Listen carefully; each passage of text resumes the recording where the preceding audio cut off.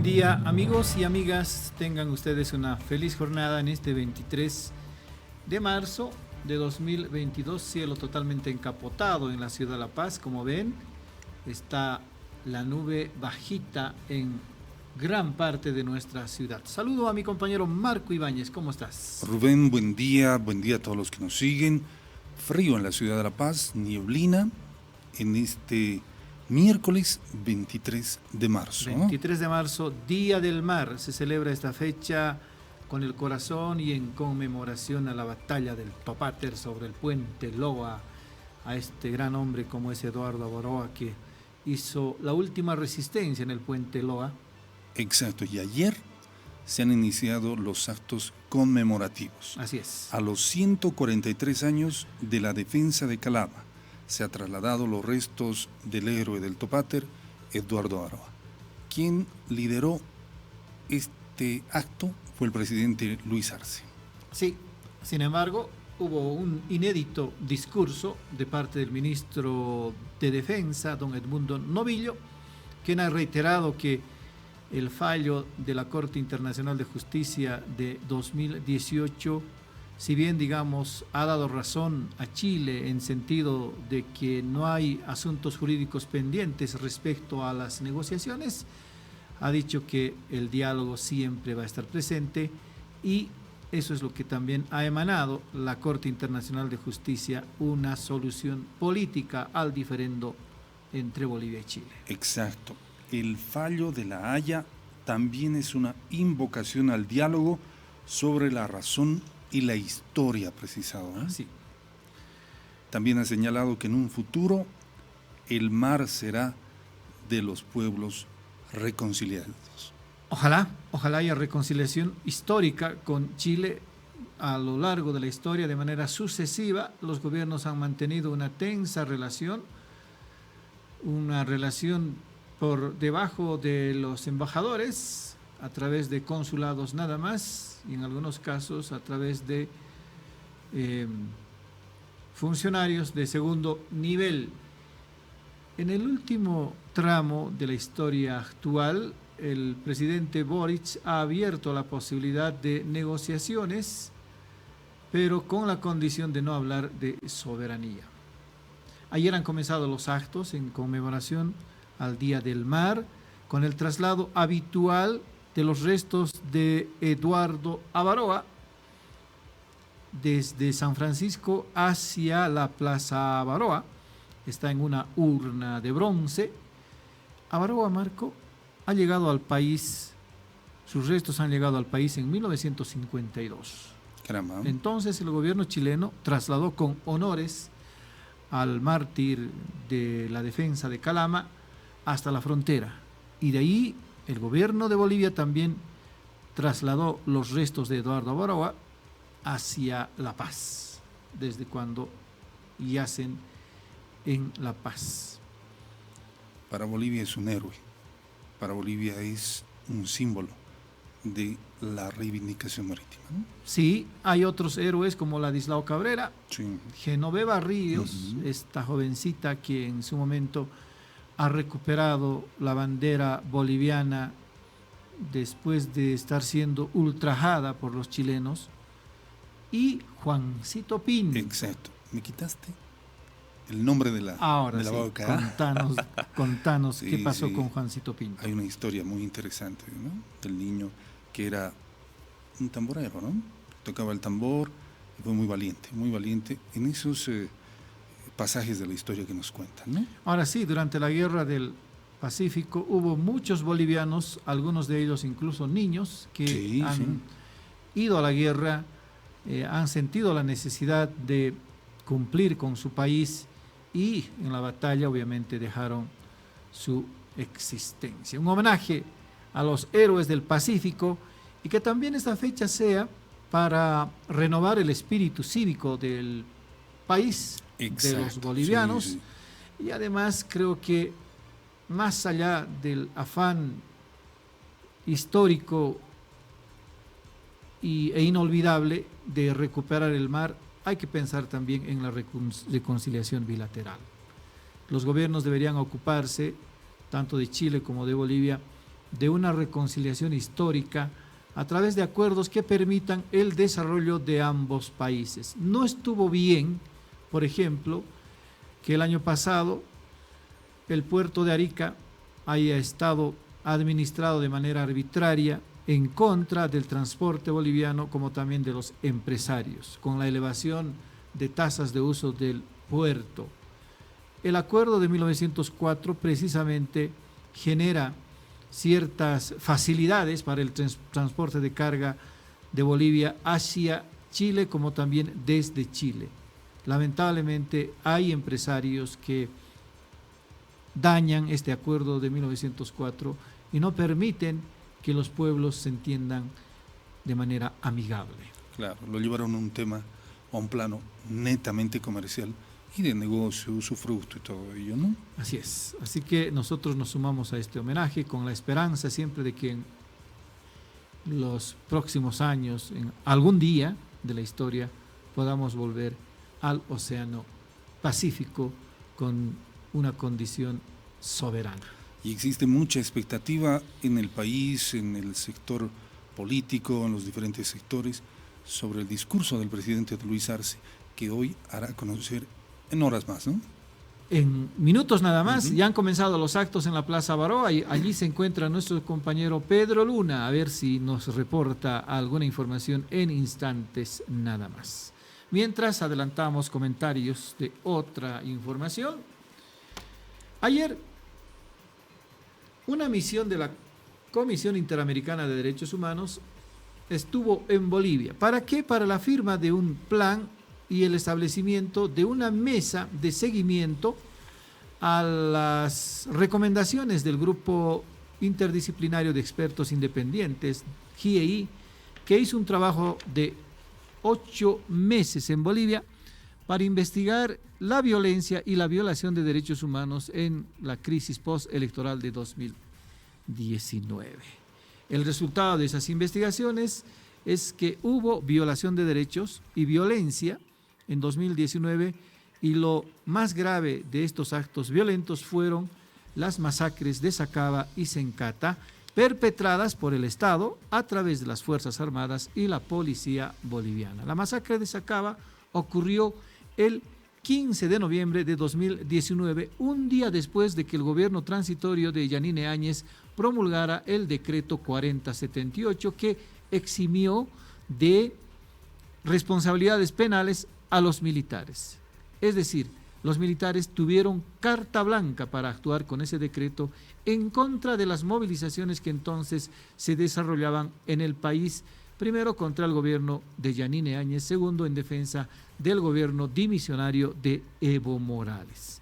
Y 4 días después ocurrió lo mismo, esta vez en Sencata, donde los movilizados fueron reprimidos a bala por parte de fuerzas del ejército como también de la policía boliviana.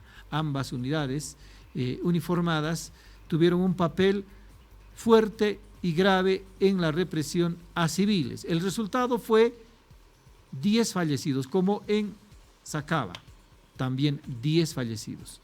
El informe del GIEI estableció que, por lo menos en Sacaba, hubo ejecuciones sumarias. No olvidamos que también hubo violencia y violación de derechos humanos en Vila Vila, en la zona sur de La Paz, en Betanzos, en Villa Tunari, en Montero. En Montero hubo 2 fallecidos en un enfrentamiento entre civiles. En Betanzos hubo el primer fallecido el 11 de noviembre, cuando Yanine Áñez pidió al ejército sumarse a la policía para enfrentar las movilizaciones. Un fallecido y otro fallecido hubo antes de la renuncia de Evo Morales en el puente Huayculi, en Cochabamba. ¿Te acuerdas de este jovencito que había sido contratado por la Resistencia Juvenil Cochala? Sí. Al manipular un artefacto artesanal, murió. Hubo 3 muertos antes de la renuncia de Evo Morales y las demás 34 muertes ocurrieron ya durante la gestión de Yanine Áñez. Y justamente ayer, con el objetivo de llevar adelante y hacer seguimiento a estas recomendaciones, se ha conformado una mesa de trabajo, una mesa que hará seguimiento a este informe y sobre todo hará también una clasificación de las recomendaciones para su aplicación, y esto es importante, a corto, mediano y largo plazo. Y ayer, precisamente en el acto, el ministro de Justicia, Iván Lima, ha recordado a Carlos Mesa, líder de Comunidad Ciudadana, y a Luis Fernando Camacho de Creemos, que se sumen a la necesidad de otorgar justicia a las víctimas de 2019, especialmente de Sacaba y Sencata. No ha mencionado específicamente el hecho, pero sí se ha referido a la actuación de Comunidad Ciudadana y Creemos en la Asamblea Legislativa. ¿Qué pasa en la Asamblea Legislativa? En la Asamblea Legislativa duerme la proposición acusatoria contra Yanine Áñez por las masacres de Sacaba y Sencata. Esta acusación tiene que ser resuelta con la aprobación de un eventual juicio de responsabilidades contra Yanine Áñez y su equipo de colaboradores, tanto en el gabinete como también en las Fuerzas Armadas y la Policía Boliviana, a raíz de las masacres de Sacaba y Sencata.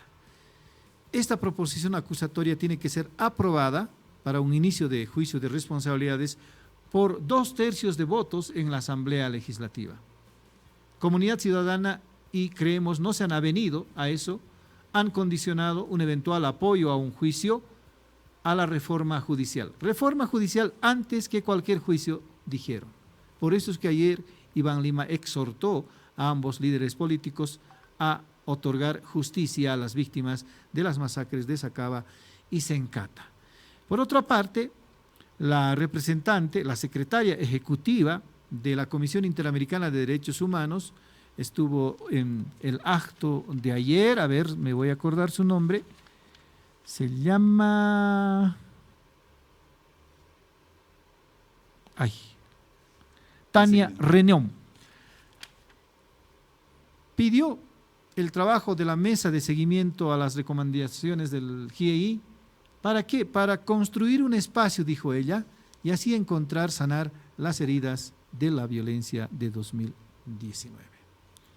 Ahora se ha tratado ya una hoja de ruta, si vale el término, ¿y qué se va a llevar adelante? Primero, se busca establecer indicadores para hacer seguimiento a la implementación de las recomendaciones.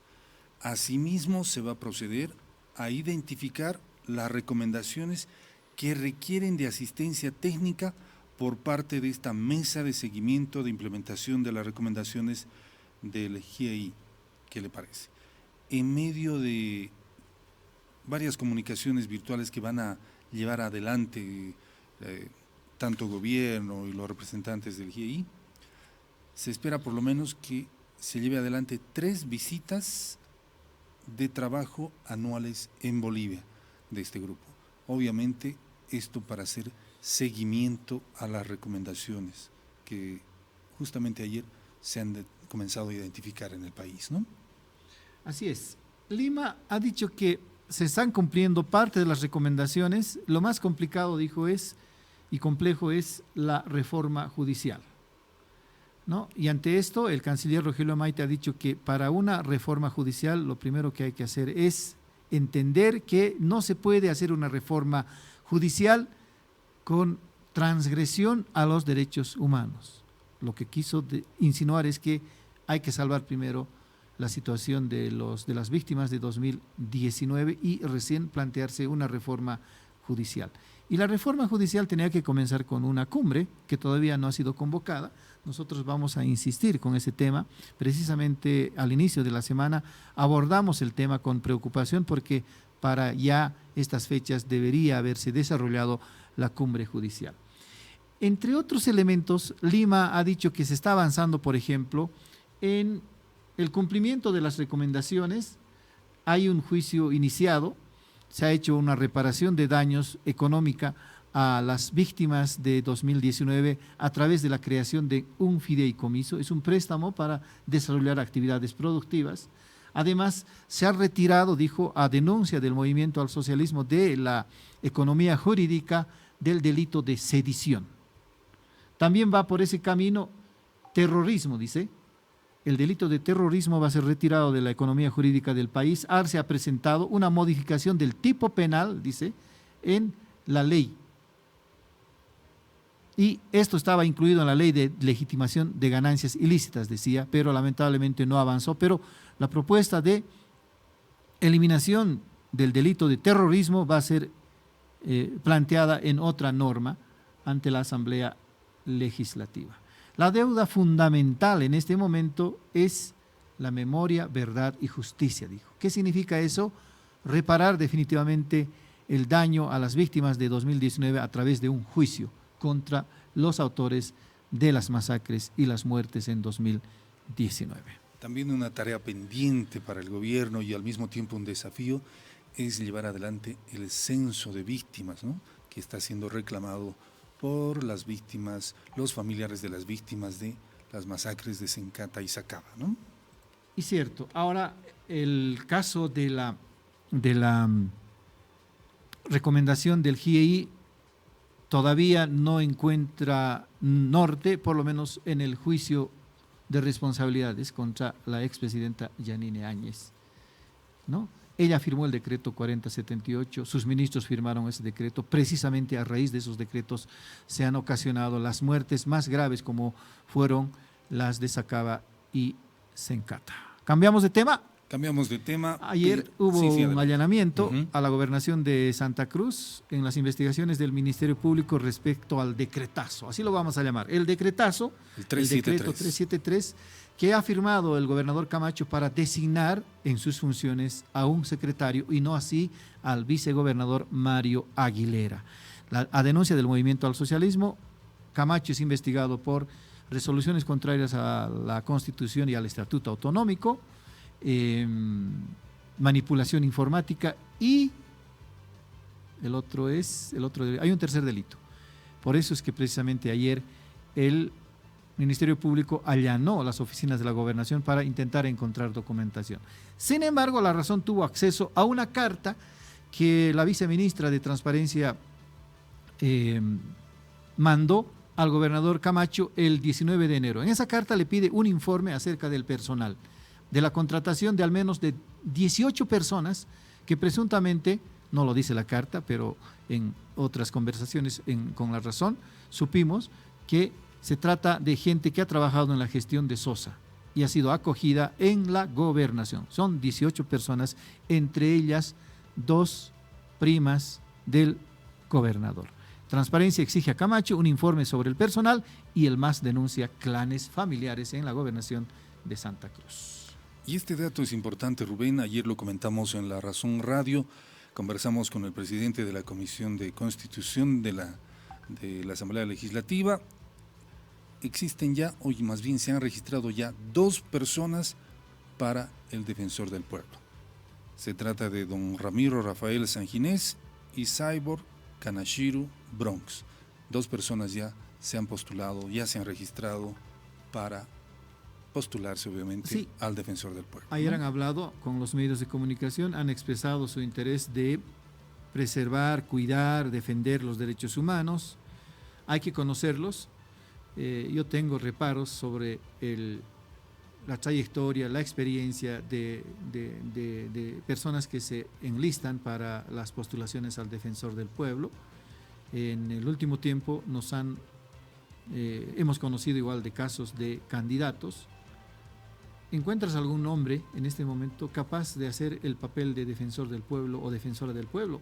Por ahora no. No hay, ¿no? Por ahora no. Uno podría conocer a esas personas por la defensa de los derechos humanos, ¿no? Porque eso es público, eso es muy público, esa actividad es muy pública, la defensa de los derechos humanos en el país. Siempre hay sujetos que pueden mostrar capacidad o posibilidad de que sean designadas con ese papel. ¿Qué tal si comenzamos a leer nuestros titulares? Vamos con la lectura de los titulares de La Razón y el Extra para este miércoles 23 de marzo de 2022. Aquí comenzamos con La Razón, la edición de hoy. a 6 bolivianos en los puestos de revistas y periódicos en el país. La CIDH pide sanar heridas de 2019 y lima juicio a Áñez. Bolivia suscribió un plan de seguimiento al informe del GIEI. La mesa iniciará su labor con la clasificación de exhortaciones, esto que comentamos al comenzar nuestra transmisión digital. La fotografía, por favor. Ahí está la urna de bronce con los restos de Eduardo Avaroa, que llegaron al país en 1952. La Corte Internacional de Justicia instó al diálogo, recordó ayer el ministro Edmundo Novilla.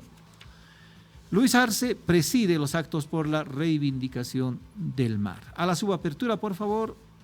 Transparencia exige a Camacho un informe sobre personal y el MAS denuncia clanes familiares. La subapertura de La Razón, hay que echarle ojo a este caso. En Santa Cruz se está creando un conflicto interno en la gobernación a raíz de develaciones que ya hemos reportado en La Razón. Empresarios piden a Arce una reunión por salarios, otro de los titulares. Falta la firma de Quispe en la crisis de Desaguadero. Marco, como habrás visto, ayer comunarios de Desaguadero bloquearon la vía, en realidad bloquean desde hace 5 días la vía entre La Paz y Desaguadero, obviamente en su conexión a Perú, porque demandan la construcción de una doble vía. Hay compromisos por parte del gobierno de financiar esta carretera, pero no hay contraparte. Ayer retuvieron a 2 ministros en el afán de protestar, los comunarios de Ingavi, pero fueron liberados. Y lo que explicaron las autoridades del gobierno es que la gobernación tiene que dar su parte para este proyecto, y su parte implica también un acuerdo, una firma de acuerdo por parte del gobernador Santos Quispe. Todavía no está resuelto el problema, hay bloqueos en buena parte de la carretera internacional La Paz-Desaguadero, y la Cámara Nacional de Comercio ha calculado en $300,000 diarios las pérdidas por este bloqueo. Sedes acepta dejar de usar barbijos en áreas abiertas. Polémico. Ayer, más bien el lunes, el ministro de Salud, Jason Ausa, ha descartado la posibilidad de flexibilizar esa medida de dejar el uso del barbijo. Y ha dicho que todavía hay que cuidarnos.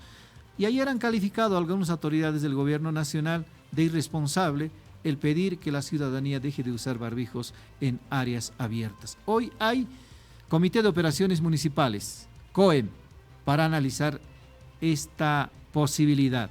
La alcaldía considera de que ya no es necesario usar barbijos en espacios abiertos.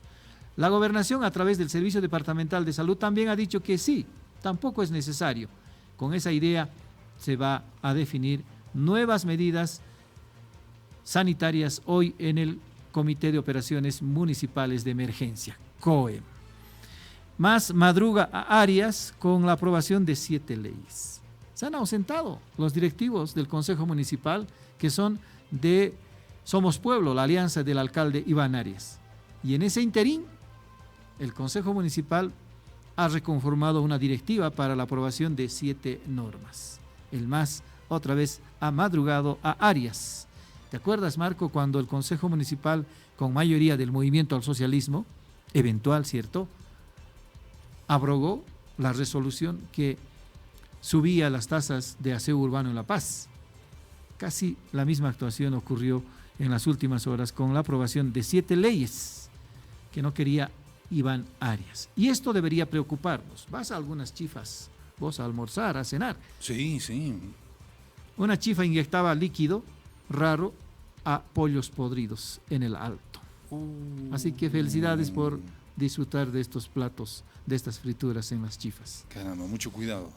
A tener mucho cuidado a partir de la fecha tras esta información que publica La Razón, ¿no? Vamos, más titulares en la edición de hoy de nuestra casa editorial. Vamos al extra, por favor. Estos son los titulares del extra para este miércoles 23 de marzo.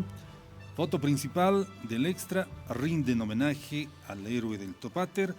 Ayer han comenzado los actos conmemorativos por los 143 años de la defensa de Calama.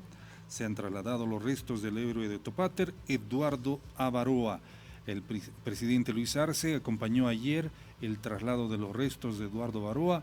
El ministro Novillo dijo que el mar será de los pueblos reconciliados. Foto principal, ahí vemos la urna del héroe del Topater. Seguimos con más titulares. En la parte baja, un río destruye 7 casas en Cochabamba. Continúan los efectos del cambio climático, los efectos del clima, de las lluvias. Esta vez en Cochabamba han afectado a 7 casas, 7 viviendas en Cochabamba. No hay cuando pare la lluvia, ¿no? Exacto, un río río destruido. Llueve desde diciembre. Diciembre, Sí, enero, sí. febrero, marzo sigue lloviendo. Ya va a terminar el mes la siguiente semana y seguirá lloviendo.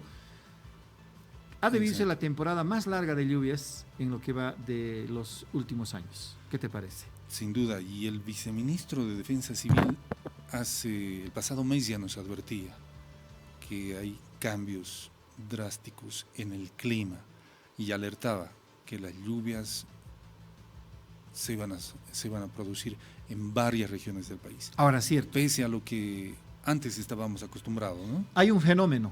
Exacto. Hay un fenómeno. A ver. En anteriores épocas de lluvias, ¿qué departamentos eran los más afectados? Beni, Santa Cruz, sí. ¿no? ¿Escuchaste alguna noticia de poblaciones inundadas, áreas inundadas ahora en Beni y en Santa Cruz? No. El desborde del río Piraí, Por del ahora río no. Grande, No. del río Beni, No. los bañados de Rurrenabaque, No. Mojos, nada. Nada, porque había esa emergencia, los ganaderos estaban preocupados en esta época por mover su ganado a tierras altas. No se escuchó eso, Y ¿no? decía precisamente el viceministro de Defensa Civil, Juan Carlos Calvimonte, decía en La Razón Radio, hay un fenómeno sui generis. Sí. Las lluvias no están afectando a áreas tradicionalmente afectadas en los últimos años, sino Exacto. a áreas que no han sufrido inundaciones.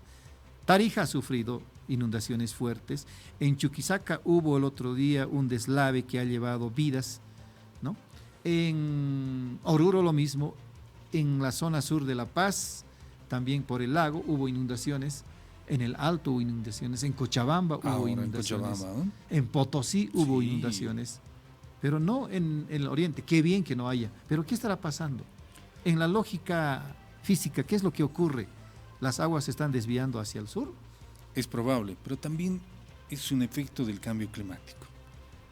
Sin duda.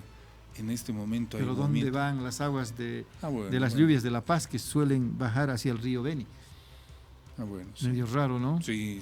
Habrá que pedir una explicación técnica y científica. A ver, intentaremos Sí, sin explicar duda. el fenómeno. No solamente se trata de un fenómeno climatológico, hasta hay un comportamiento físico, ¿no? De la geografía nacional. Como lo Porque dices, todas estas raro. porque todas estas aguas tendrían que desembocar en zonas bajas, y zonas bajas de las aguas del altiplano, especialmente de La Paz y Cochabamba, que son los valles, son Beni. Es Beni. Exacto. Seguimos con los titulares. La Fiscalía interviene en la gobernación de Santa Cruz, ya lo comentamos. Menudo lío que tiene en este momento el gobernador Luis Fernando Camacho. Otro titular: muere atrapado entre los fierros de su vagoneta.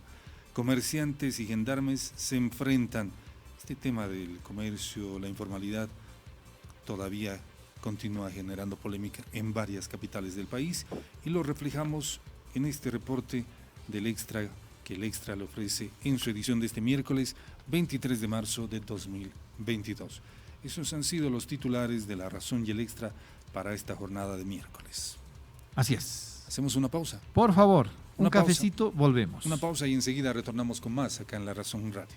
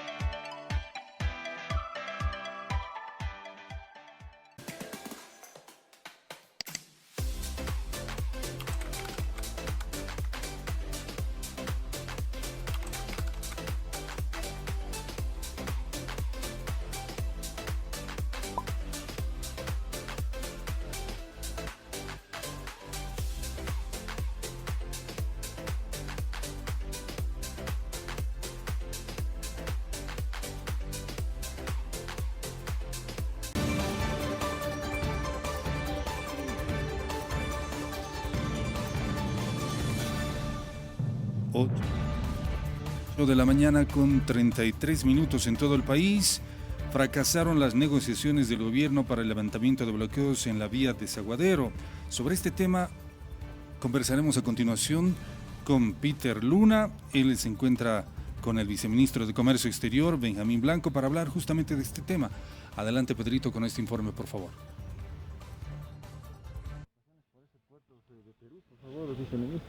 Bueno, alrededor de 2.400 millones de dólares en comercio al año circulan por el paso fronterizo de Desaguadero. Esperamos que se pueda retomar ya el tránsito fronterizo a través del CEBAF que tenemos allá. Son también unidades de transporte que tienen que ver con la provisión de hidrocarburos para Pando, para todo el norte del país. Por tanto, existe un perjuicio grave para las exportaciones bolivianas.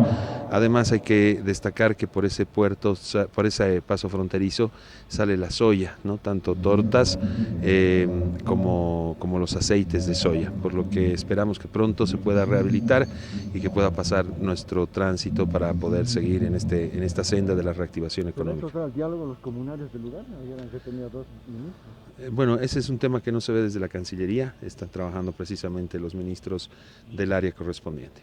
Muy gentil, muchas gracias, viceministro Benjamín Blanco.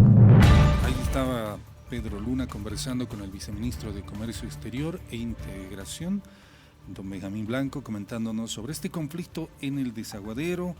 Ya lo habíamos indicado, fracasaron las negociaciones del gobierno para el levantamiento de los bloqueos en la vía Desaguadero, que están pidiendo, ¿sabe qué? Una doble vía y hay un bloqueo, y el viceministro decía que están perjudicando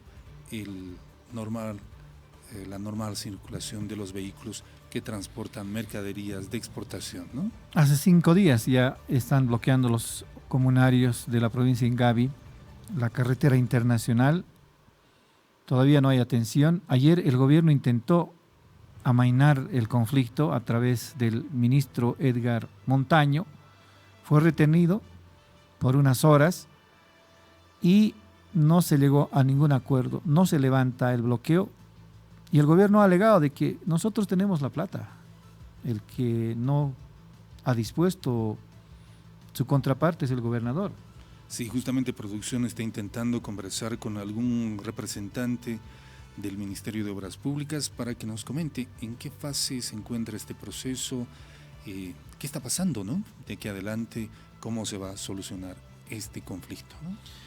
Sí, pero hay un perjuicio diario de $300,000 para el comercio. Sí.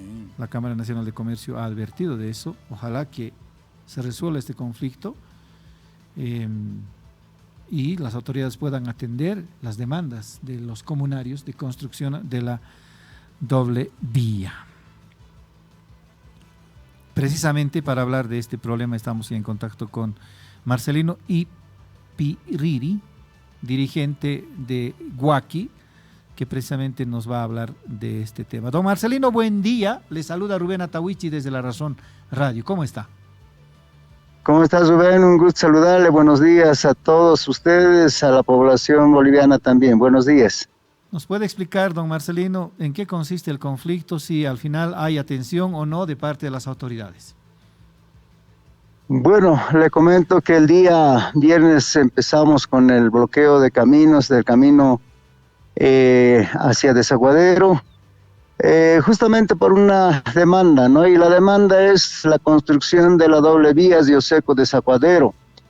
Entonces, ustedes seguramente deben estar enterados que el diseño final se ha presentado el 2018, pero hasta el momento no ha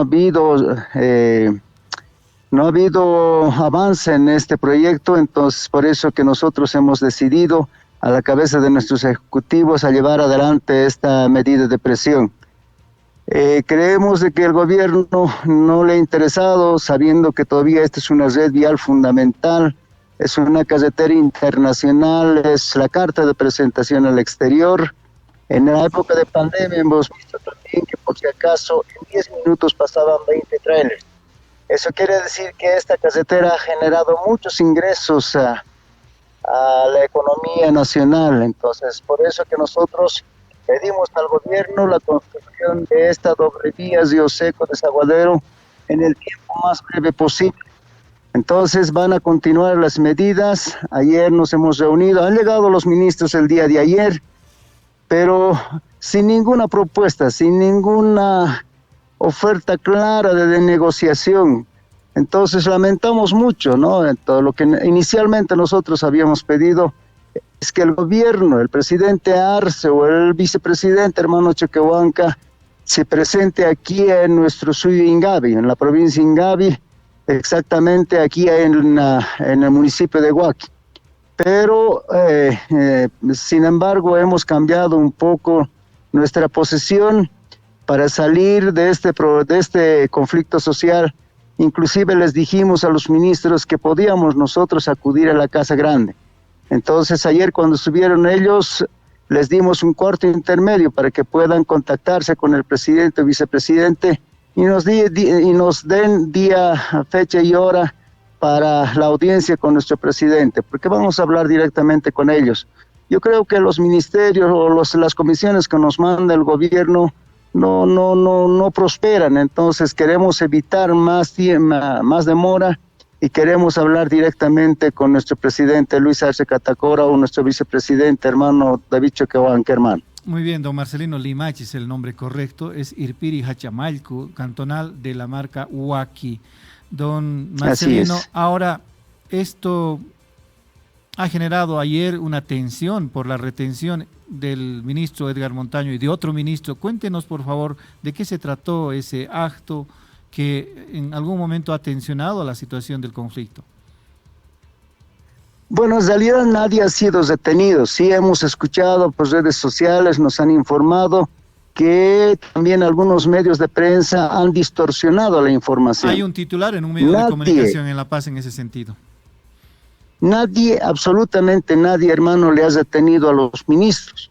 Lo que hicimos, como son nuestros harapos, nuestros usos y costumbres, es que nosotros les hemos escuchado primero. Obviamente que no le hemos dejado hablar al ministro Montaño primero, porque él se ha hecho la burla de la provincia de Ingavi.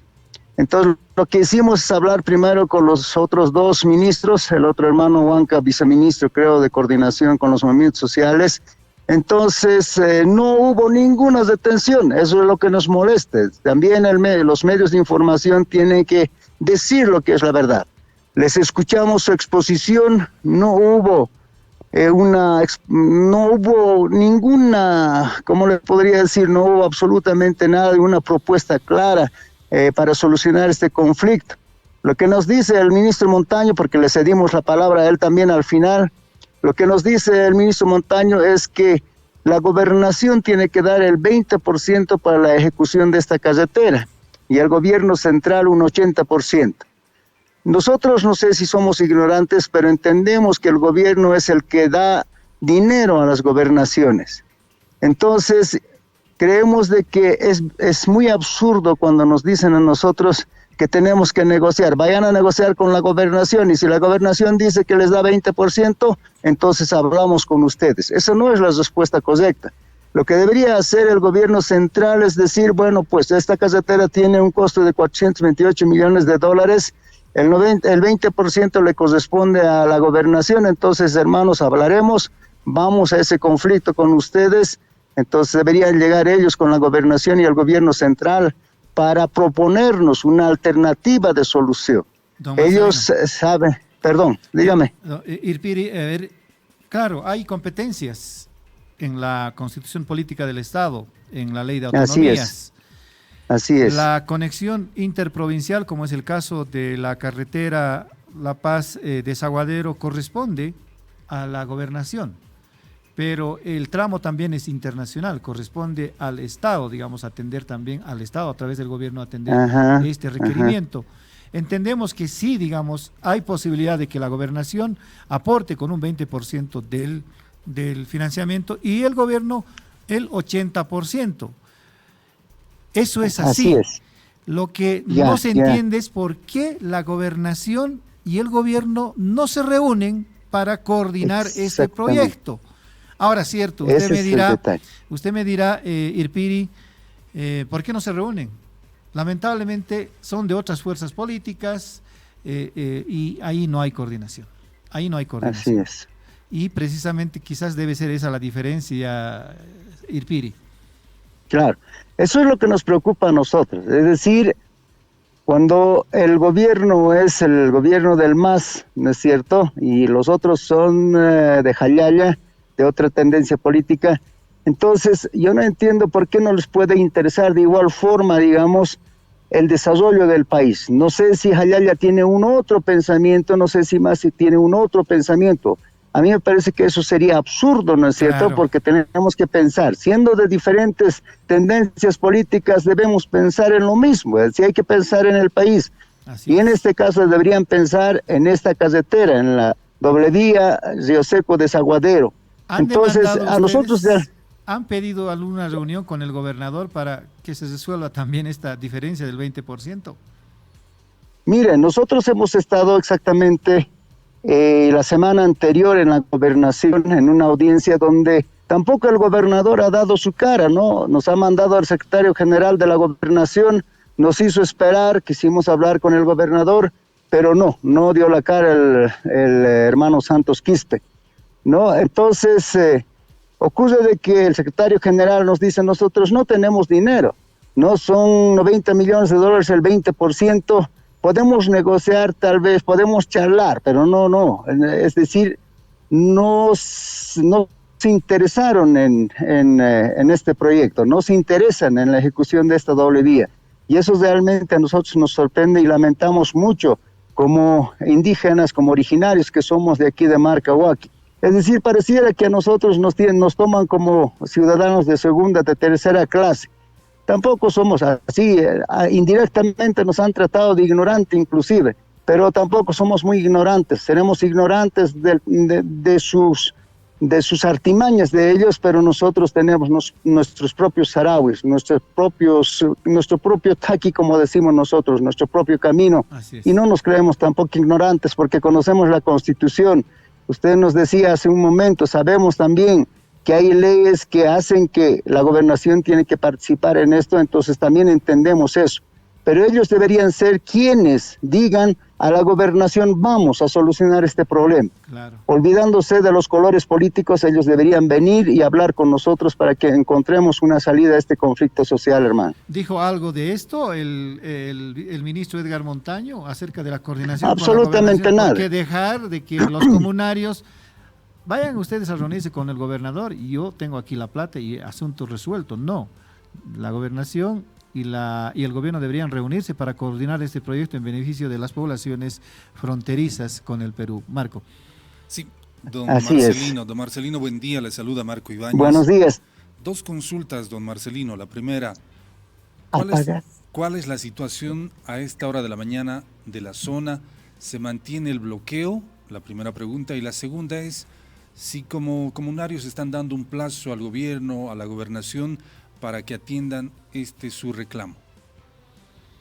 Mira, hermano, el bloqueo va a continuar. Eso es lo que quedamos nosotros ayer.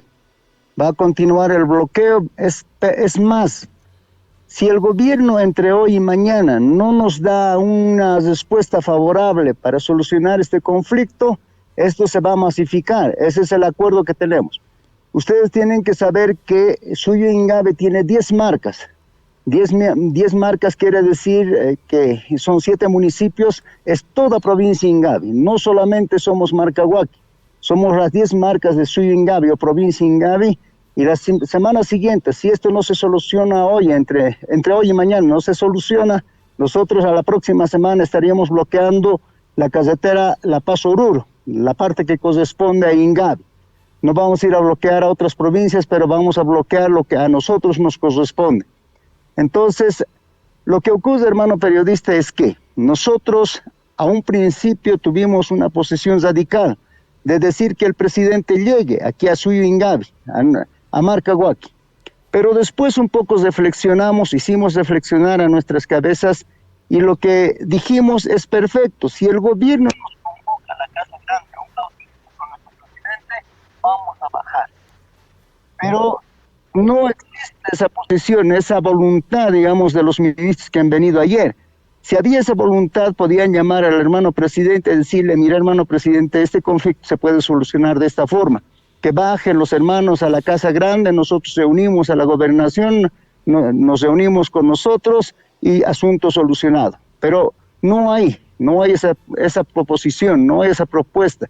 Entonces, eso es lo que realmente nos molesta, hermano periodista. Vuelvo a repetirle, vamos a masificar. Así tengamos que dar nuestras vidas, esta carretera sí o sí se tiene que hacer en el tiempo más breve posible. Queremos ver que se empiece el trabajo de está dividido en 5 tramos, eso es lo que nos explicaron. Ya no importa, empezaremos con el 80% que le corresponde al gobierno para ejecutar este proyecto. Entonces, la gobernación, mientras tanto, conseguirá otro financiamiento para terminar la parte que falta, su participación que falta. Irbiri, ¿cuántos kilómetros de longitud tiene la carretera que demandan? Aproximadamente son casi 100 kilómetros hasta Desaguadero. ¿Entre qué punto y qué punto? Está desde Río Seco hasta exactamente Desaguadero. Río Seco a Desaguadero.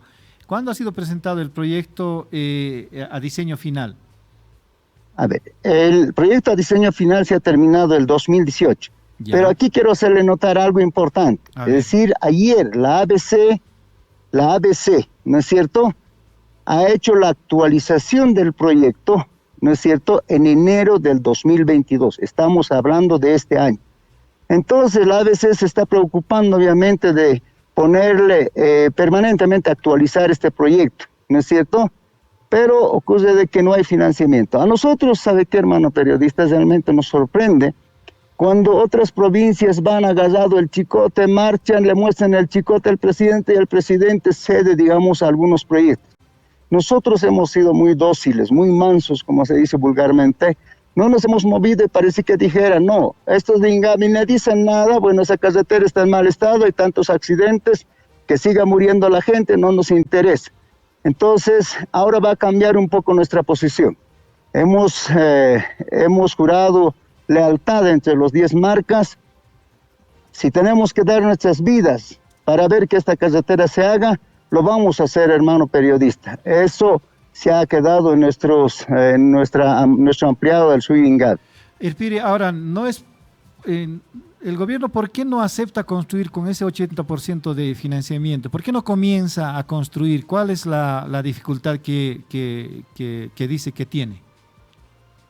Bueno, los ministros no nos han explicado detalladamente eso, pero lo que extraoficialmente tenemos entendido es que están buscando financiamiento. Pero si están buscando financiamiento, hermano periodista, deberían decirnos, vamos a la Casa Grande, les explicamos, firmamos un acuerdo, encontramos el financiamiento de aquí a unos 90 días, 120 días y ya empezamos el proyecto con lo que encontremos. Después la gobernación lo hará a su parte, la parte que le corresponde. Porque como está compartido esto entre lo que es área urbana, área rural, departamental, internacional, todo eso, entonces obviamente que hay muchos actores en esto. Claro, eso incluso también entendemos, ¿no? Pero no hay una propuesta clara, es decir, no hay predisposición, no hay voluntad política para poder solucionar este conflicto, hermano. ¿Cuánto se prevé de presupuesto para la construcción total de la carretera? Son 428 millones de dólares. ¿Harto dinero? Sin duda, es un tema complicado, don Marcelino, porque si no existen los recursos financieros, la ABC o la gobernación o cualquier entidad no va a poder licitar la obra, ¿no? Y mientras no se tengan los recursos, no hay licitación, es un pequeño círculo vicioso, ¿no? En todo caso, ustedes lo que quieren es llegar a un acuerdo, compromisos y obviamente que consigan el financiamiento. Así es. Perfecto. Ahora, han sido convocados, van a convocar a las autoridades para una eventual reunión, hay acercamiento. ¿En qué ha quedado ayer la reunión con el ministro Edgar Montaño? Vuelvo a repetir, hermano, absolutamente nada. No hemos quedado en nada, tampoco le hemos detenido, así como hablan otros medios de información. Lo que ocurrió al final es que los hermanos transportistas, ¿no es cierto?, de larga distancia, los traileristas en este caso, porque tenemos detenido unos 100 vehículos grandes, cisternas en este punto de bloqueo donde estamos nosotros, porque más allá hay otro punto de bloqueo donde más o menos están detenidos unos 200 cisternas, bueno, entre cisternas y trailers, y más allá hay otro grupo que son 400. Entonces ayer un poco ya hubo molestia de parte de ellos y entonces ellos bloquearon, evitaron que salga por ese mismo camino los ministros. Entonces ellos tuvieron, nosotros les dimos toda la libertad, nadie les detuvo absolutamente nada. Ya inclusive le pedimos a nuestra policía originaria que le escolten, ¿no? Para que ellos salgan. Obviamente hay alguna persona, 1, 2, 3 personas quizás infiltrados que han querido un poco empañar esta situación y hacernos quedar mal, hermano. Entonces no ha quedado en nada, absolutamente en nada. Es decir, por eso, por medio de ustedes, de los medios de información, quisiéramos solicitar una audiencia con nuestro presidente y nosotros llegar a ponerle fin a este bloqueo de camino, hermano periodista. Don Marcelino, solo una precisión, ¿cuántos puntos de bloqueo hay en la zona en este momento? Ya, hermano, mira, un poco para apurar las cosas, porque yo tengo que reunirme con mis autoridades originarias. Solo en la carretera de Marcahuaqui, solo lo que nos corresponde a nosotros en Marcahuaqui, tenemos aproximadamente unos 18 puntos de bloqueo. Ya con movilización están unos 3, 4 puntos de 5, 6, 7 puntos de bloqueo. Y más allá, en Marcahuaqui, obviamente hay otros puntos, más o menos estamos hablando de 9 en el Marca Desaguadero. Nosotros estamos hablando una cantidad un poco mayor. Y son varios, en todo lo que es Suyingabe, empezando desde Tiwanaku, hermano. Don Marcelino, le agradecemos su gentileza, su tiempo con La Razón Radio. Muchas gracias. Listo, un gusto, pues, hasta luego. Un abrazo, Irpiri. Era el Irpiri Chamayco, cantonal de la marca Guaqui, ¿no? Es la población lacustre, la primera población lacustre antes de Desaguadero, ¿no? Después de Tiwanaku. Esta movilización va a permanecer, no hay respuesta del gobierno. 428 millones de dólares el proyecto en general, harto dinero. De esos 400 tiene que resolver 20% la gobernación y 80% el gobierno. Aparentemente, según nos decía el Irpiri, el gobierno no tiene ni siquiera los fondos como para comenzar. Ahora, hay situaciones técnicas. El proyecto tienes que comenzar con todo el presupuesto en general, con todo el financiamiento. No puedes comenzar parte por parte, porque el proyecto debe estar desarrollado de punto de inicio a punto final. Exacto. Entonces, y si no hay recursos, no hay licitación, no hay convocatoria, no hay adjudicación, sí, no hay empresa, entonces estamos en foja cero, Rubén. Sí, lamentablemente, y el pueblo tendrá que esperar con paciencia, a pesar de los conflictos que está generando con estos bloqueos. No van a parar los bloqueos, vamos a masificar, queremos que el presidente nos reciba. No es posible que la gobernación y el gobierno no puedan sentarse a coordinar este proyecto y decir, con este dinero comenzamos la construcción de la doble vía La Paz-Desaguadero. En realidad, Río Seco-Desaguadero, dice el Irpiri Marcelino Limachi. Y están dando un plazo hasta mañana para tener una respuesta a esa reunión, y no solo esperan que se comience la construcción, sino ellos entienden la situación, pero quieren compromisos. Quieren compromisos de parte del gobierno, obviamente de la gobernación también, ¿no? A ver si las autoridades del Ministerio de Obras Públicas nos dan alguna respuesta respecto de estos requerimientos. Vamos a intentar comunicarnos con algunos funcionarios, incluso de la Agencia Boliviana de Carreteras, ABC. 8 de la mañana con 56 minutos en todo el país. Tenemos un nuevo contacto con Peter Luna. Está conversando él con el viceministro de Defensa Civil, Juan Carlos Calvimontes. Él hace una evaluación de los efectos del cambio climático, los efectos climatológicos, las lluvias y las zonas que tienen más conflicto en este momento por el tema del clima. Adelante, Pedro, con ese reporte, por favor. Bueno, en este momento estamos como una pausa, tomando en cuenta que en Bolivia ha reducido la intensidad de las lluvias. Sin embargo, ahora hay algunos departamentos que se han declarado en alerta naranja, como es el departamento de Beni Pando.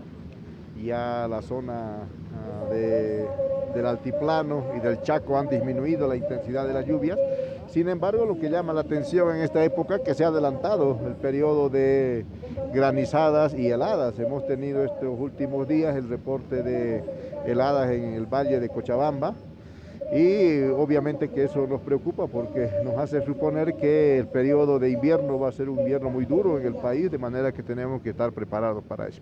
En este momento nuestra mirada está volcada al departamento de Pando, donde el nivel de algunos ríos ha subido considerablemente, de manera que nuestros equipos están en apronte en esta región para evitar cualquier tipo de sorpresas. ¿No se ha evacuado ninguna familia en esta región? No, no hay ninguna evacuación, pero ya se ha dado la alerta. Algunas comunidades han tomado ya las previsiones. Otras están, como te digo, en alerta, pero todavía no hay ninguna información que nos pueda preocupar. En Cochabamba todavía este último hemos tenido la crecida de un río. Sin embargo, ha habido un poco de información exagerada, no han sido muchas viviendas las destruidas, han sido 2 viviendas que ya estaban deshabitadas, pero que estaban cercanas a la orilla del río. Pero toda esa zona ya había sido evacuada años anteriores, se habían trasladado a un lugar mucho más alto donde todas las familias tienen sus propias viviendas, de manera que no ha habido necesidad de hacer evacuación de estas familias porque han retornado a sus lugares donde tienen también viviendas establecidas. Las familias atendidas por Bueno, palabras del viceministro de Defensa Civil, Juan Carlos Calvimontes, quien hace un breve informe acerca de los trabajos que se están desarrollando estos días desde su cartera de Estado. Gracias, Peter, por este reporte. Justo hablábamos de la situación de las lluvias y allí, muy oportuno, nuestro compañero Peter Luna hablando con el viceministro de Defensa Civil, Juan Carlos Calvimontes. Una pausa. Por favor. Vamos a una pausa y ya retornamos con más acá en La Razón Radio.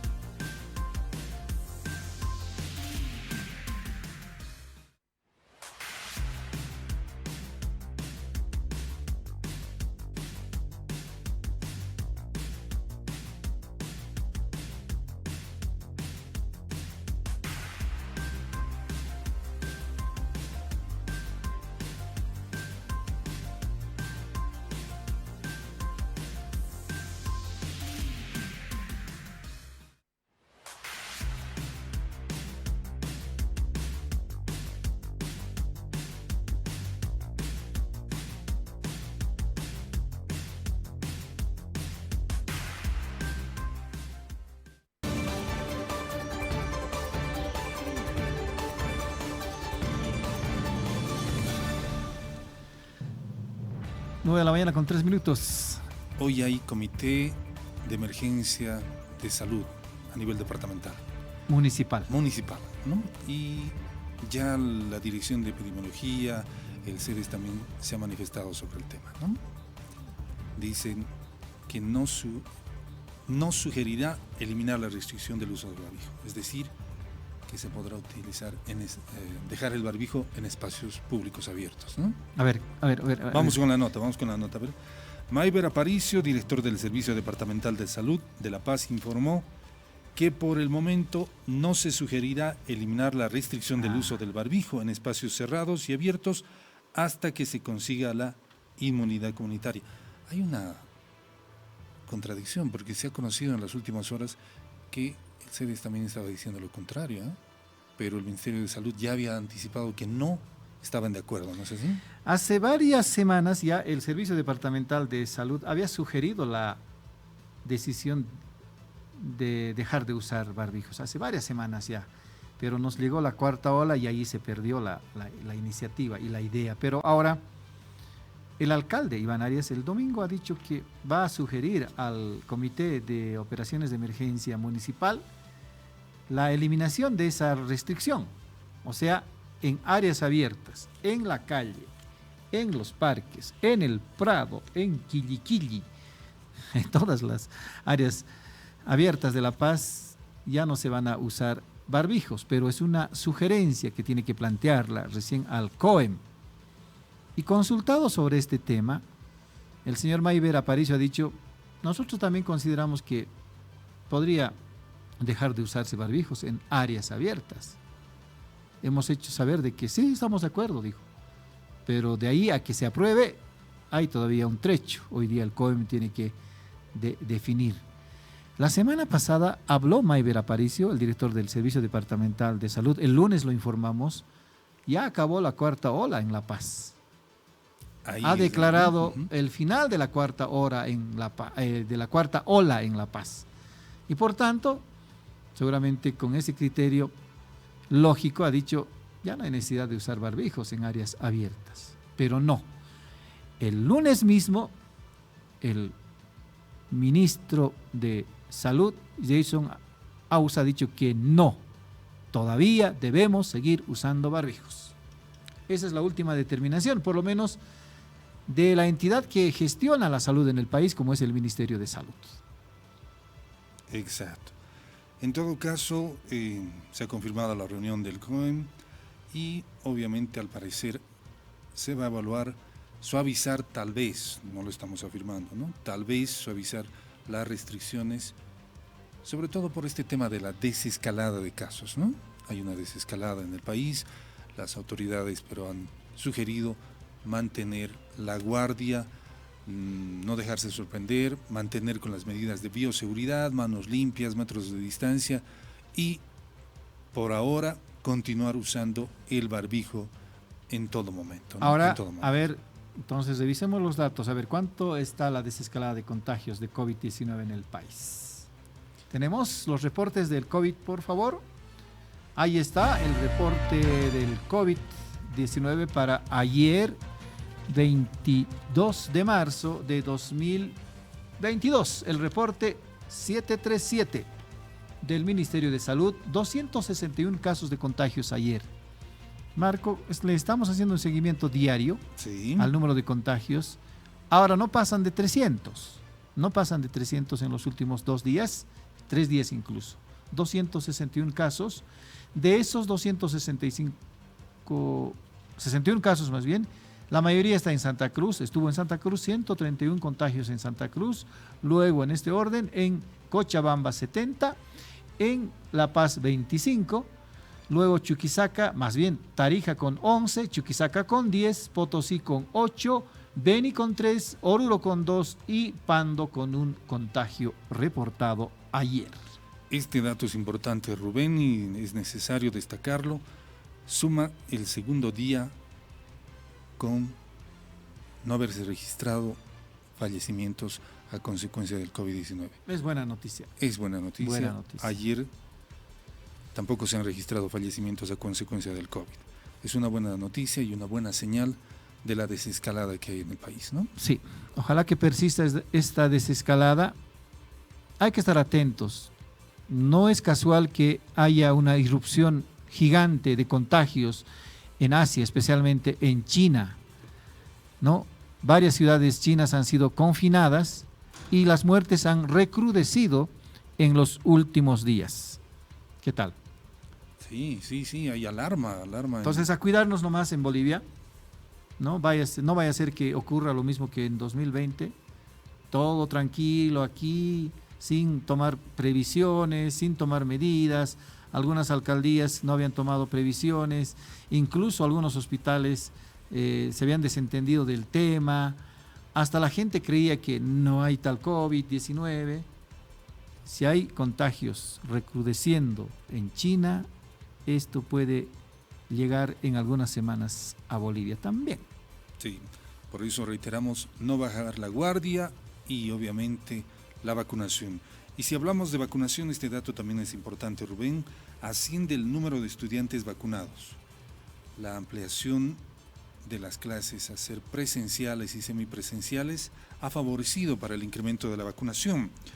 Vamos con la nota, dice, el más amplio retorno a las clases presenciales y semipresenciales potenció el avance de la vacunación contra el COVID-19 de los menores de edad en La Paz, que espera en unas 2 semanas llegar a una cobertura de un 65%. Es una cifra, un porcentaje bastante alto, la expectativa es alta, ¿no? Hemos empezado a incrementar la vacunación. Por día estamos vacunando entre 250 y 300 niños, un promedio de 270 en la última semana. Esto implica que evidentemente estamos trabajando con las escuelas e instituciones, no solo el CEDES de La Paz, todos en conjunto, y estamos vacunando y queremos alcanzar el objetivo que teníamos planeado para este grupo etario, ha señalado el director del Servicio Departamental de Salud CEDES La Paz, don Mayber Aparicio, en conferencia de prensa. Reiteramos, asciende el número de estudiantes vacunados como efecto del retorno a clases presenciales y semipresenciales en todo el país. Sí, ojalá que ya está normalizándose, ¿no? Sí, la asistencia a clases presenciales. Ya vemos guardapolvos. Ya vemos blancos, guardapolvos uniformes. y nosotros los conductores, las trancaderas. Sí, Se notan las trancaderas al mediodía, al inicio de la tarde, en la mañana, ni contar a nuestra audiencia.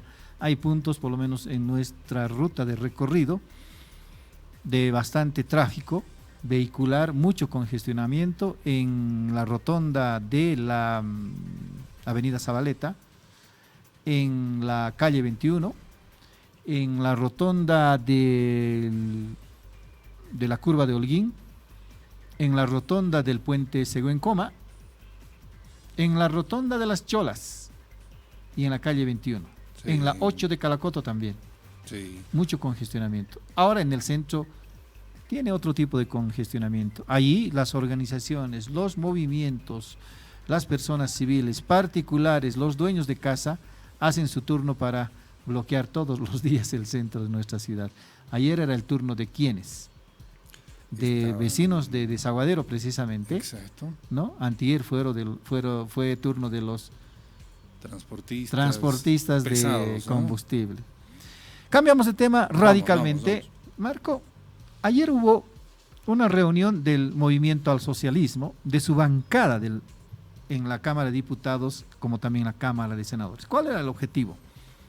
Escuchar la contraparte, escuchar al ministro de Gobierno, Eduardo del Castillo, quien hace una semana en Los Yungas dijo que hay diputados y dirigentes que llenan los bolsillos con la coca. Y no ha gustado eso. Y no ha gustado esta aseveración, ha generado susceptibilidades en el Chapare, porque los cocaleros han dicho que nos están aludiendo a nosotros. Algunos legisladores del Chapare también dijeron eso, pero Del Castillo ha pedido disculpas, ha dicho, no, yo no me he referido al Chapare.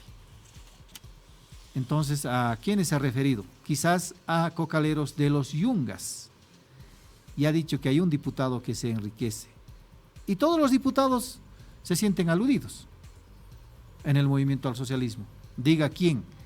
En su momento voy a dar el nombre y también voy a dar las pruebas, dijo el ministro del Castillo. Habrá dado las pruebas, habrá señalado las indicaciones de manera concreta. Ayer hubo una reunión, seguramente se han agarrado por las chascas, como decimos popularmente, pero lo cierto es que al terminar la reunión, los legisladores del MAS se han declarado insatisfechos con el informe. No ha convencido, ¿no? No ha convencido el informe y han anunciado una eventual interpelación. Para hablar de esto estamos en contacto con el diputado Héctor Arce. Diputado, le saluda Rubén Atahuichi. Estoy junto a mi compañero Marco Ibáñez desde La Razón Radio. ¿Cómo está? Muy buenos días.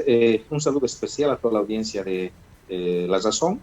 Bueno, así es, usted ya ponía en contexto a la ciudadanía, a toda la audiencia, lamentablemente en una concentración, al momento de hacer su discurso, el compañero Castillo, es esa referencia, ¿no? Una acusación temeraria muy preocupante porque generaliza y dice así de manera textual que los diputados y dirigentes están llenando los bolsillos mientras la gente vive en la miseria, en su guacho, algo así. Entonces, por esa razón se cursó una invitación al ministro para que el día de ayer, ahora es 14:00, esté presente en la reunión de la bancada nacional. El ministro ha presentado su informe. Una vez que haya concluido, se le ha pedido el favor que se retire para que nosotros internamente debatamos esta situación, y la conclusión a la que se ha llegado con la intervención de cada uno de los departamentos es que el informe ha sido insuficiente. Por tanto, después de un amplio análisis, se procede a la votación. 67 diputados proponen la interpelación del ministro, 13 diputados, senadores dicen no, que no se interpele, y al final la mayoría, como en el ámbito de la democracia, se impone y se decide realizar la interpelación. Sin embargo, es importante hacer notar, por favor, mis disculpas, es que en este informe el ministro ha realizado, ¿no? Se ha disculpado casi en tres oportunidades. Entendemos que como ser humano uno puede cometer el error. Bueno, yo personalmente lo disculpo, pero lo cual no quiere decir que eso se quede ahí. Entonces la bancada ha tomado esa decisión, se ha disculpado, ha explicado, y eso también hay que entender. ¿Dio nombres el ministro del diputado o de dirigentes que supuestamente se llenan los bolsillos con dinero de la coca? No ha dado nombres. El informe ha sido muy corto, muy concreto. Lo que querían los diputados es que se digan nombres y apellidos, quiénes son, de dónde son, ¿no? Y cómo es que se están llenando de plata los bolsillos. Entonces no hubo esa información, y precisamente por eso se concluye de que el informe ha sido insuficiente. Obviamente tampoco pruebas. Sí, no había ninguna prueba. Ahora, obviamente, todos se sienten aludidos, todos los diputados, especialmente los que provienen del Departamento de La Paz. Sí, bueno, si usted, claro, como usted decía, porque se dice los diputados, ¿no? Somos nosotros en total 130 diputados, de los cuales 79 somos del MAS, y ahí se dice, ¿no?, que nos estamos llenando de plata en los bolsillos. Eso de desmentir es difícil, querido compañero, no es fácil. Y algunos dirigentes les han dicho ya, les han llamado la atención en los ampliados congresos a nuestros colegas, ¿no?, en el que les han dicho, ustedes se están volviendo millonarios allá, ¿no?, ha dicho el ministro. Entonces eso ha generado mucha molestia, y bueno, ha habido algunas fricciones, discusiones, pero mucho más allá de eso, también una de las conclusiones es que nosotros debemos mantener la unidad, fortalecer la unidad, para no darle un discurso a la derecha, a la oposición, para desgastar a nuestro proceso, a nuestro instrumento. Ha sido un error, ¿no?, de parte del ministro, ha cometido un error, es una chambonada así de sencillo. Ajá. Se ha disculpado, y bueno, para mí el caso debería estar cerrado. Debería estar cerrado, y consiguientemente tampoco debería pensarse en una interpelación, ¿no cree? Porque si es una chambonada, es un dislate, creo que ahí debería terminar. ¿No consideraron de esa manera los colegas suyos? Sí, bueno, el tema es que la interpelación, se ha hecho muchas recomendaciones, y probablemente los que van a hacer la interpelación, porque eso no firmamos todos, ¿no? Son unos cuantos diputados en representación de toda la bancada, senadores. El objetivo es que nunca más se vuelva a repetir este tipo de hechos, ¿no? Entonces, en ese sentido, la interpelación puede concluir con el voto de confianza, de apoyo, o la censura, lo cual no ha sido discutido ni debatido el día de ayer. ¿Es posible que no termine en censura entonces la interpelación al ministro del Castillo? Sí, por eso es solamente llamada de atención. Sí, bueno, también va por ahí, ¿no? Porque esto no es la primera vez, ¿no? Hay otras autoridades que se han ido dirigiendo de forma irrespetuosa al órgano legislativo. Diputado, sin embargo, considerando el respaldo o la cantidad de curules que tiene el movimiento al socialismo, ¿es posible una eventual censura al ministro con la cantidad de votos que existe a favor del MAS?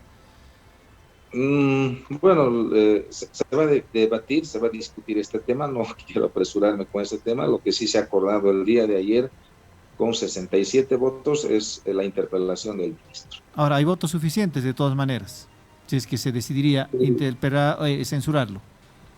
Correcto, eso se va a debatir, se va a discutir, ¿no? En su oportunidad. Y esto sin apoyo de Creemos ni de Comunidad Ciudadana. Sí, bueno, no, esperemos que no lleguemos a eso, ¿no? Yo honestamente quiero ser honesto, esperemos que no lleguemos, pero si las cosas no mejoran, probablemente ese sea el camino, pero es un tema que no se lo ha discutido, no se lo ha debatido. Diputado, buen día, le saluda Marco Ibáñez. ¿Se tiene fijada una fecha para esta interpelación? Como primera pregunta, no hay fecha todavía. No hay fecha, seguramente se va a coordinar para establecer una fecha y todo eso con el presidente de la Asamblea, que es el compañero Choquehuanca. Y si en esa asamblea, en esta reunión de interpelación, vuelve a reiterar lo que se hizo en la reunión que tuvieron con la bancada, entonces, ¿podría ser censurado? ¿No satisface lo que ustedes están esperando? Sí, yo no me apresuraría nuevamente, le digo, bueno, lo que se ha quedado ayer es que se interpele al ministro. ¿Por qué? Porque el informe que ha presentado no ha sido suficiente, ¿no? Porque cuando uno acusa de esa manera, pues tiene que presentar las pruebas y decir nombre y apellido y de dónde es. Es lo que nos ha hecho el día de ayer. Seguramente se va a discutir en otra reunión de la bancada nacional para ver en relación a la interpelación las dos vías, que es el voto de confianza o la censura del ministro. ¿En la interpelación debería mostrar, debería presentar pruebas, debería dar nombres entonces? Bueno, eso es lo que ha manifestado, ¿no? Ha hecho una declaración, nosotros estaremos atentos al informe, ¿no? Lo que en general lo que se ha concluido es que debe primar el respeto, la coordinación mutua entre el órgano ejecutivo y legislativo, porque somos una sola familia, ¿no? Y no podemos estar en ese sentido. Si hay alguna diferencia con alguien, nosotros tenemos las reuniones y ahí se tiene que aclarar, discutir, pero de manera general hay una muy buena relación entre el órgano ejecutivo a la cabeza del presidente con el órgano legislativo. Siempre hemos estado en reuniones, coordinando. Nosotros tenemos cada mes una reunión con el hermano Lucho, tenemos nuestras reuniones permanentes con los ministros. Solo a veces estas cosas pasan y el objetivo es que no vuelva a suceder, definitivamente, porque no es saludable para nuestra familia. Ahora, en términos políticos, ¿qué busca la interpelación del ministro del Castillo? Bueno, la interpelación básicamente es el cuestionamiento, ¿no?, a una autoridad por el ejercicio de sus funciones, el desempeño en sus actividades. Básicamente se trata de eso, ¿no? Es una llamada de atención, un jalón de oreja para que esa autoridad se oriente, reconduzca sus actividades, sus funciones. Entonces, la interpelación es eso, no es más otra cosa, ¿no? Es cambiarla, hacer ajustes, sugerencias al modo de trabajo de una autoridad. Ahora, cierto. Con esas recomendaciones, sugerencias, si las cosas no van a ir bien, adelante, hay que felicitarlo, pero si las cosas no mejoran, bueno, ya se tomarán otras decisiones. Pero ¿acaso no podía resolverse eso ayer? ¿Por qué llegar a la interpelación? Tanto siempre fue el ataque que se cree que sufrió la bancada con las declaraciones. ¿Por qué no se ha resuelto ayer y por qué llegar a la interpelación? Que en la interpelación es posible que sea censurado o sea objeto de confianza de parte de los parlamentarios del MAS. Sí, bueno, el tema es eso, ¿no? Bueno, también las decisiones en el ámbito de la política son corporativas, ¿no? Se somete a votación y lo que dice la mayoría se hace. Y si no se hace eso, estamos fregados en la política. Entonces, claro, se practica la democracia en nuestra organización política, se ha discutido, se ha debatido, se ha consultado a los 9 departamentos en relación al informe y luego se ha tomado esa decisión. Entonces, bueno, hay todavía varias reuniones que seguramente vamos a tener y ahí se establecerán, ¿no?, los lineamientos. Ahora, incluso ya una reunión interna que tengamos con el presidente, el ministro, y ahí se diga, bueno, esto no vuelve a pasar con nadie más. Bueno, incluso quizás no lleguemos a la interpelación. O sea, son temas políticos que tenemos que coordinar y resolver. Ahora, obviamente esto afecta también en cierto grado la interna del movimiento al socialismo, que la semana pasada sufrió un conflicto grave con la expulsión de Rolando Cuéllar y las consecuencias, denuncias que hubo, las consecuentes denuncias que hubo de dictadura, de machismo, de alto poder de Evo Morales y otras dirigencias, incluso de Gerardo García, con la expulsión incluso de una dirigente de las mujeres interculturales. Sí, mire, lamentablemente en el MAS tenemos algunos compañeros nuestros que están conspirando, lamentablemente, y le están dando todos los elementos a la oposición para generar un desgaste en nuestra organización política. Lamentamos muchísimo. Esperemos que estos compañeros recapaciten, reflexionen y modifiquen su conducta. Eso es lo que esperamos. Sin embargo, en el ámbito de la democracia, escuchamos en el ámbito de la libertad de expresión sus sugerencias, sus propuestas, pero considero que no es el camino, no es la vía. En una organización política tan grande como es el MAS, que tiene presencia y estructura en todo el país, tiene que haber disciplina, tiene que haber respeto, tiene que haber educación. Esa forma de hacer política para mí es dañina, es malintencionada, que tiene por objeto desgastar la imagen de la dirigencia nacional, que tiene por objeto conspirar contra el MAS, buscar fraccionamiento, y eso por supuesto no es nada responsable de estos compañeros, Cuellar, Angélica Ponce, pero bueno, la historia también recordará, pues, ¿no?, quiénes son traidores.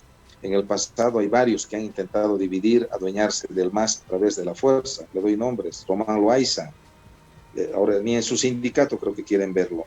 Ahí está Patsy, está incluso el hermano Román, Felipe Quispe, está Rebeca Delgado, está Alejo Vélez, está en Sucre la ex gobernadora, creo que la señora, no recuerdo muy bien, y varios que se han ido, abandonado la lucha. ¿Y ahora dónde está? Entonces considero que este tipo de hechos no puede volver a suceder y que tiene que sentarse precedencia también con toda autoridad, precisamente para regular la conducta de las autoridades electas, autoridades designadas, pero también de los dirigentes y la militancia. Usted dice que están conspirando para generar un desgaste. ¿No genera un desgaste estas discrepancias que existe con el ministro del Castillo? No, el tema es que en el ámbito de nuestro trabajo, de nosotros, está constitucionalizado la fiscalización, la legislación, es en ese trabajo que se ha hecho esa reunión. El tema es que si nosotros dejamos pasar estos hechos, mañana pasado va a pasar otros, pues simplemente es una reunión de coordinación. Nuevamente reitero, la interpelación no es algo satánico, así no, simplemente es para reorientar el trabajo de alguna autoridad, lo cual no siempre quiere decir que es censura, no, se le va a dar voto de confianza, se les recomienda, dice: usted trabaja de aquí en adelante así, y bueno, y continúe trabajando, ¿no? Es una forma de también tener un mejor control sobre el trabajo. Estamos hablando con el diputado Héctor Arce, diputado de la bancada del Movimiento al Socialismo, sobre la reunión que ayer tuvieron los senadores y diputados del MAS con el ministro Eduardo del Castillo a raíz de un dislate verbal ocurrido en los Yungas. Ahora, si nos permite, diputado, cambiar de tema. El Viceministerio de Transparencia Institucional ha solicitado un informe a la Gobernación de Santa Cruz para que le diga sobre la procedencia de los contratos de 18 personas, si vale o no vale, en qué gestiones estuvo ese personal. Esto a raíz de las investigaciones en el caso Ítems Fantasma. Por otro lado, el gobernador ha firmado un decreto encargando sus tareas constitucionales, estatutarias, a un secretario y no así al vicegobernador.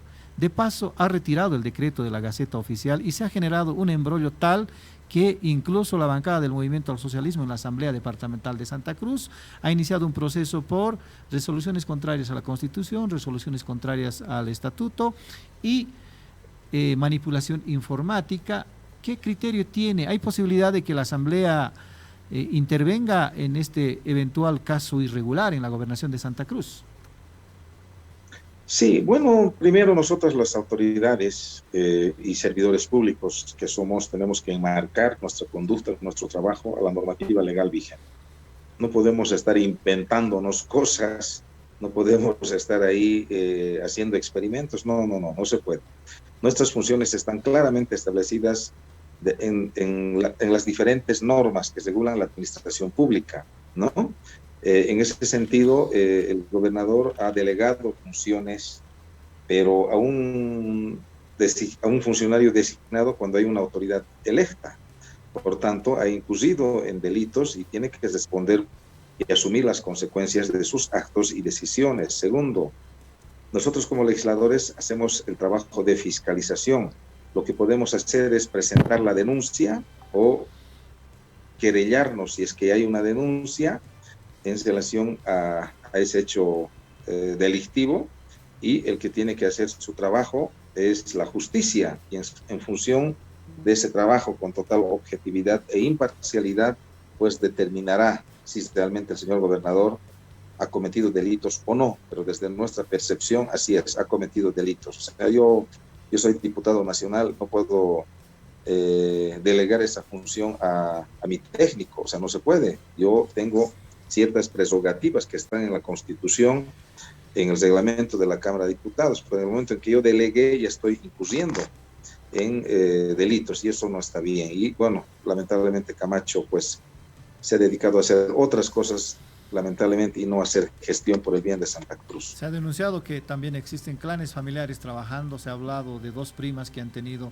en algún momento una función en la gobernación, y de una de ellas que no está en planillas, pero tiene una oficina en el 5º piso de la gobernación, según la denuncia presentada no solamente por el Movimiento al Socialismo, sino también por políticos de demócratas. No, lamentablemente yo estoy decepcionado, frustrado, ¿no?, al ver que hay gente con un modelo mental retrógrado que consideran que uno cuando entra como servidor público debe robar la mayor cantidad posible, debe hacer la mayor cantidad de riqueza posible para luego vivir bien. No se trata de eso. Nosotros los servidores públicos tenemos por función, ¿no?, y mandato constitucional trabajar por el bienestar del pueblo boliviano. Tenemos que tomar decisiones políticas para mejorar la vida de nuestro pueblo. No tenemos que tomar decisiones para mejorar la vida de mi familia, mi bolsillo o el bolsillo de mi entorno. No se trata de eso. Y hay gente que no entiende esto y lamentablemente incurre en este tipo de hechos delictivos. La norma es clara. El grado de sanguinidad y grado de afinidad que no puedes contratar en una institución. Pero muchos de las autoridades lo primero que hacen es precisamente velar el interés de la familia. Entonces yo creo que se investigará y en su momento se dará la sanción. Bueno, yo quiero agradecerle, y disculpas, le cuento que estoy ya retrasado con una reunión. Yo le agradezco muchísimo. Gracias, más bien, si diputado. Habría alguna otra pregunta. No, tranquilo, okay, diputado. Muchas gracias por su deferencia con la Razón Radio. Era el diputado Héctor Arce del Movimiento al Socialismo. Va a haber nomás interpelación, pero no es quizás no haya censura del ministro del Castillo. Sí. El ministro del Castillo, Eduardo del Castillo, lanzó la piedra y oculta la mano, ¿no?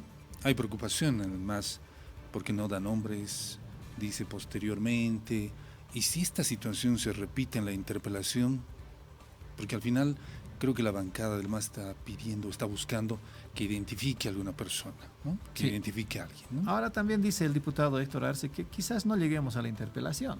Porque fue una chambonada, dice. Una chambonada y listo. Ahora, y si llega a la interpelación, obviamente las preguntas serán, pues, diga usted qué diputado se ha enriquecido con la hoja de coca. Diga usted qué dirigentes se han enriquecido o se han llenado los bolsillos de plata con la hoja de coca. Cuando hay Diga usted si tiene las pruebas suficientes para sustentar sus denuncias.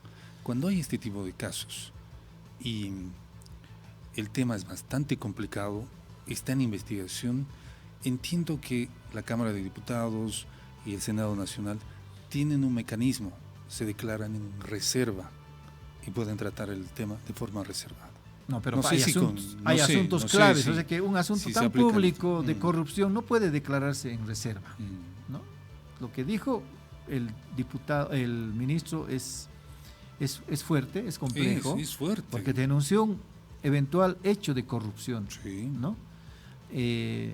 Pero eso no puede tratarse de forma reservada. Ahora sí, el MAS, como ayer lo ha hecho, ha tratado el caso de forma reservada. Pero se hace tan público cuando se dice que el informe no es suficiente y por tanto vamos a interpelarlo. Obviamente cobra pues interés público y en esa medida creo que vamos a estar atentos nosotros como medios de comunicación para ver cómo termina este entuerto en el que se ha metido el ministro Eduardo del Castillo. Aunque dice Héctor Arce que quizás le demos el voto de confianza siempre y cuando se comprometa a no portarse así como lo hizo en los Yungas. A no caer en otra chambonada. A no caer en otra chambonada. Y obviamente la otra opción es que lo censuren y eso implica destitución. Destitución por parte del presidente Luis Arce ante una resolución de la Asamblea Legislativa. Seguimos hablando de temas legislativos. El Senado ha hecho conocer a través de su cuenta Twitter que la Comisión Mixta de Constitución registra al tercer postulante a Defensor del Pueblo. Se trata del cruceño Francisco Javier Solares, ¿qué le parece? Que ha oficializado hace minutos nada más, según este Twitter, su postulación a Defensor del Pueblo. Ahí está el Twitter. Vamos a anotar el nombre, lo vamos a buscar. ¿De quién se trata? Francisco Javier Solares Marco. Francisco Xavier. Exacto. Solares Marco. Ahí está, vamos a averiguar de quién se trata. Ya tengo. A ver, ya tengo. Con estos ya son 3, Rubén, 3 postulantes a la Defensoría del Pueblo. Ayer se han registrado 2. A ver, Francisco Javier Solares, ya lo tengo en el Facebook. Trabaja en Political Consulting Legislative. Estudió en Georgetown University, ha estudiado altos estudios nacionales en la Universidad Militar, ha estudiado relaciones internacionales en la Universidad NUR, es de Santa Cruz. Junto a Francisco hay 2 postulantes también, que es Ramiro Rafael Sanginés Rodríguez y Saibor Kamashiro Bronx. Son 3 ya los postulantes. 3 postulantes. Tienen todavía oportunidad para otros para postularse hasta el... ¿Cuándo? Hasta la próxima semana, ¿no? 11 días ahí, ¿no? Exacto. 10 días más ahí. Exacto. Para que puedan postularse. Hacemos una pausita, 9 de la mañana con 37 minutos. Cafecito. Y retornamos.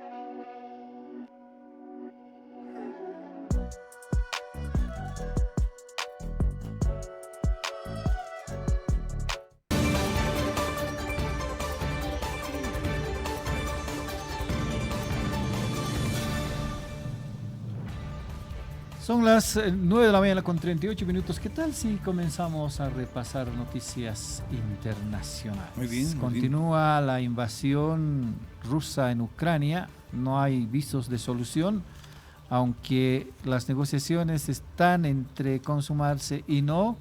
Lo cierto es que ayer se ha cumplido las 24 horas, se han cumplido las 24 horas de conminatoria que había impuesto Rusia para la rendición de Mariupol, ¿no? Esta ciudad costera que ha sido tomada por el ejército ruso. No hay información en relación a qué consecuencias tuvo esta conminatoria. La OTAN va a dar un soporte adicional, dice el adelanto informativo de la agencia France Press, a Ucrania contra las amenazas nucleares y químicas. Esto en relación al conflicto bélico que ya cuántos días lleva, desde el 24 de febrero, no más de 3 semanas de conflictos entre Rusia y Ucrania. Un ataque químico ruso en Ucrania es una amenaza real, ha advertido el presidente de Estados Unidos. La posibilidad de un ataque ruso con armas químicas en Ucrania es una amenaza real, advirtió este miércoles el presidente estadounidense Joe Biden al salir de la Casa Blanca. Biden parte este día hacia Europa, donde lo esperan una maratón diplomática, ¿no? Lo espera una maratón diplomática. Participará de 3 cumbres internacionales mañana en Bruselas.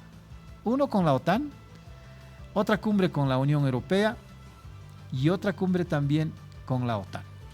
Y desde Kiev, AFP informa que las negociaciones con Rusia son difíciles y Ucrania mantiene su posición inicial. El ministro de Exterior ruso también calificó de las negociaciones de difíciles, al tiempo que acusó a los ucranianos de cambiar constantemente de posición. Las conversaciones entre Rusia y Ucrania son difíciles, declaró hoy Mikhailo Podolyak, principal negociador ucraniano. El mismo calificativo había usado poco antes la parte rusa. Las conversaciones son difíciles porque la parte ucraniana tiene posiciones claras y de principio, dijo el representante en comentarios por escrito enviados a los periodistas. Seguimos con Rusia. La Organización Internacional del Trabajo, OIT, decidió este miércoles suspender temporalmente su cooperación con Rusia debido a la invasión de Ucrania, según una resolución adoptada por su Consejo de Administración. La resolución, que aísla aún más a Rusia dentro del sistema de instituciones de la ONU, también excluye al país de las reuniones y conferencias técnicas y de expertos decididas por el Consejo de Administración de la OIT. Y Rubén, ¿usted se acuerda de la gripe aviar? Sí. Pues en Francia se ha determinado sacrificar a 10 millones de aves por la gripe aviar. En total, 34 países europeos se han visto afectados por el virus este año. Además de las exportaciones francesas, la gripe aviar golpeó especialmente las del norte de Italia. A la información, Francia sacrificó a 10 millones de aves de corral desde noviembre pasado para intentar contener la gripe aviar, un balance superior a los años precedentes por un brote inédito al oeste de Francia, informó hoy el Ministerio de Agricultura. Desde el primer caso registrado en el norte a fines de noviembre, el virus se ha propagado a unas 1.000 granjas.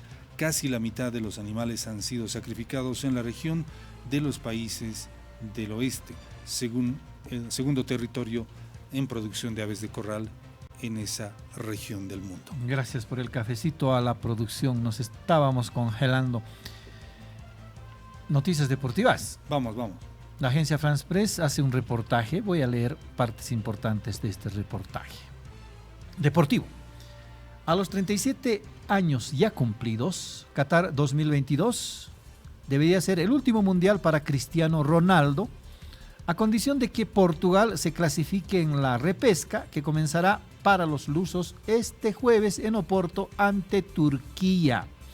En caso de victoria, los campeones de Europa de 2016 se jugarían el boleto a la cita mundialista el martes de la próxima semana contra Italia, la vigente campeona continental, o Macedonia del Norte también en Oporto. En caso de clasificación, Cristiano Ronaldo, ¿de dónde saco? Ronaldo entraría en el restringido club de los futbolistas que han disputado 5 mundiales.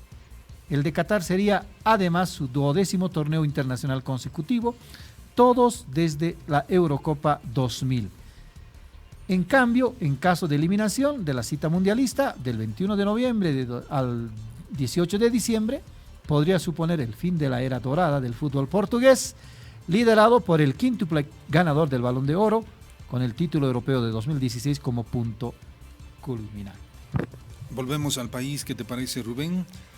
Para comentarte que la Confederación de Empresarios Privados de Bolivia ha enviado una carta al presidente Luis Arce con el objetivo de definir, pidiéndole fecha y hora para tratar el tema de un eventual incremento salarial. Diálogo tripartito, insisten. También, ¿no? La propuesta de la COP puntualmente señala un incremento del 10% en el salario mínimo y 7% al haber básico. Los empresarios están preocupados, quieren dialogar, quieren ser parte de esta negociación entre la COP y el gobierno sobre el incremento salarial. ¿Cómo avanzará esto? Hay una gran interrogante, ¿no? Pero hay preocupación en los empresarios porque todavía están arrastrando la crisis. Nos decía ayer justamente el presidente de la Federación de Empresarios de La Paz, don Jaime Ascarruns. Hay preocupación y obviamente están pidiendo diálogo para salir adelante, ¿no? Y le preguntaba yo a Jaime Ascarruns ayer, ¿qué le hace pensar que puedan reunirse con el gobierno si en las gestiones anteriores Evo Morales nunca los recibió para definir el incremento o no de los salarios? Y otros temas también, ¿no? Sí, el año pasado tampoco, si bien digamos ha sido un incremento muy bajo del 2%, tampoco hubo posibilidad de que los empresarios puedan ser contraparte o interlocutores en este diálogo que normalmente y sin ningún conflicto sostiene el gobierno con la Central Obrera Boliviana. ¿Hay posibilidades de reunión para abordar de esto? Creo que no. Ascarruns ayer nos decía, no perdemos la esperanza. No perdemos la esperanza. Ahora, en otros ámbitos, los empresarios también se quejaban de que el gobierno no se ha reunido con ellos para sus planes de reactivación económica. Sí. Se sienten un tanto ignorados respecto de las políticas públicas, que es cierto, para ese discurso debería ir también de la mano del apoyo, del respaldo, de la coordinación, de la sinergia con los empresarios. Y en reiteradas oportunidades este sector ha manifestado que quiere participar en las inversiones nacionales, regionales, en los grandes proyectos que lleva adelante el país, ¿no? Porque ellos consideran que tienen recursos y pueden canalizar también recursos, ya sea a nivel nacional e inclusive internacionales, dijeron, ¿no? Ahora, en la realidad, Marco, ¿quieres un incremento salarial? Sin duda. Claro, todos, ¿no? Sin todo duda, el mundo todos. quiere un incremento salarial. ¿Qué tal, Marco, si ese incremento salarial implica inestabilidad laboral? Y es el temor de los empresarios, ¿no? Implica reducción de personal. Sin duda. Obviamente la consecuencia también sería una crisis de la empresa. Hay argumentos de ambos lados, ¿no? Hay argumentos de ambos lados. El gobierno dice que los empresarios han reaccionado bien, se han reactivado bien, su economía ha recuperado su potencial. Pero no, los empresarios dicen lo contrario. No han sido suficientes estos 2 años, todavía seguimos tropezando con problemas financieros, con problemas de empleo, con problemas de estabilidad laboral. En la realidad, nosotros vemos día a día la situación de las empresas. No están bien las empresas. A mí me caería bien un incremento salarial del porcentaje que plantea la Central Obrera Boliviana, del 7% a mi haber básico y también del 10% al sueldo mínimo. Pero si me aumenta a la empresa este salario, ¿podrá sostener la empresa este incremento en adelante? Y es lo que evalúa la empresa privada, ¿no? Entonces, ¿cuál es su efecto sí, en su economía, ¿no? En sus balances, en sus ingresos, ¿no? Sí, incluso hay empresas que no tienen la capacidad de soportar tremenda carga laboral y se le suma 1 o 2% de incremento salarial, chao. Exacto. Y tengo acá un detalle de los incrementos salariales que se han registrado en el país. Muy rapidito te comento, Rubén. Por ejemplo, el 2016 el incremento al salario mínimo fue del 9%. En ese entonces el salario mínimo fue elevado a 1.805 bolivianos. El 2017 el incremento fue de 10,8%. El salario mínimo subió a 2.000 bolivianos. El 2018 fue de 3% el aumento salarial en el salario mínimo nacional, valga la redundancia, y subió a 2.080 bolivianos el salario mínimo, reiteramos. El 2019 también se registró un incremento del 3% y se elevó el salario mínimo nacional a 2.122. El 2020, a consecuencia de la crisis que vivía el país por la emergencia sanitaria de la pandemia del COVID, no se ha registrado ningún incremento al salario. El 2021, hablamos del año pasado, tras un acuerdo entre el gobierno y la Central Obrera Boliviana, se ha registrado un incremento al salario mínimo nacional, solo al salario mínimo nacional del 2%, ubicándose el salario mínimo nacional en 2.164, lo que está vigente a la fecha. ¿Sí? Si hacemos un escenario hipotético, se cumple, se da luz verde al pedido de la Central Obrera Boliviana del 10% al salario mínimo nacional, este salario se incrementaría a 2.380 bolivianos. ¿Qué le parece? Así es. Cambiamos de tema. Vamos. El MAS madruga a Iván Arias con 7 leyes municipales, decíamos. 7 leyes estaban durmiendo en sus laureles y no eran promulgadas por parte del alcalde Iván Arias. Y ayer, ante la ausencia de directivos de Somos Pueblo, que es la alianza del alcalde, el movimiento al socialismo ha hecho una jugada magistral. Un quiebre de cadera. Un quiebre de cadera, finta, dice, ¿eh? Una finta, y ha conformado una directiva provisional y con esa directiva ha promulgado 7 leyes. La sesión se instaló con la ausencia de la directiva del Consejo, conformada por Jorge Dulón, presidente, Óscar Sogliano, ambos del oficialista Somos Pueblo, y Eliana Paco, del opositor Movimiento al Socialismo. Estuvo dirigida por el concejal Javier Escalier y la secretaría fue ocupada por su colega Pierre Chaín, ambos de la bancada del MAS. Han sido promulgadas 7 leyes. A ver, antes de una entrevista sobre este tema, por favor, nos vamos al discurso del presidente Luis Arce en ocasión del Día del Mar en la Plaza Avaroa, 143 años de la pérdida del litoral boliviano. Adelante, Peter. Está en ejecución, limpieza, construcción de áreas complementarias, protección de puertos y supervisión de obras. Segunda fase del proyecto consiste en un estudio de diseño final con miras a garantizar la navegación durante las 24 horas. Seguiremos promoviendo proyectos orientados a consolidar vías alternativas para nuestro comercio exterior. La Guerra del Pacífico cercenó más de 120.000 kilómetros cuadrados de territorio, con abundantes recursos naturales, además de 400 kilómetros de costa en el Océano Pacífico, privando a Bolivia de su acceso al mar y privando a los pueblos de su relación ancestral con los mares. El injusto enclaustramiento ha dificultado la inserción de nuestro país al flujo del comercio internacional, sometiéndola a un alto costo de transporte para llegar a mercados de ultramar. Solo por mencionar algunos efectos de no tener una salida soberana al mar. Nuestra producción paga un 30% más de lo que paga en promedio cualquier otro país de la región. Buena parte de nuestro comercio depende de normas que imponen los países costeros, por lo que debemos enfrentar retrasos y burocracia en el tránsito. Sufrimos las consecuencias de la conflictividad social que se generan en otros países al haber interrumpido nuestro tránsito por paros y huelgas en territorio extranjero. Ahí está el discurso del presidente Luis Arce en ocasión de los 143 años de la pérdida del litoral boliviano y el homenaje al Día del Mar en la Plaza Avaroa. Reclamaba esto que nosotros al inicio de la transmisión digital decíamos. Algunos empresarios de Chile han obstaculizado el transporte de carga boliviana hacia el puerto de Arica y también al puerto de Iquique por la elevación de costos de uso de la terminal portuaria en Arica.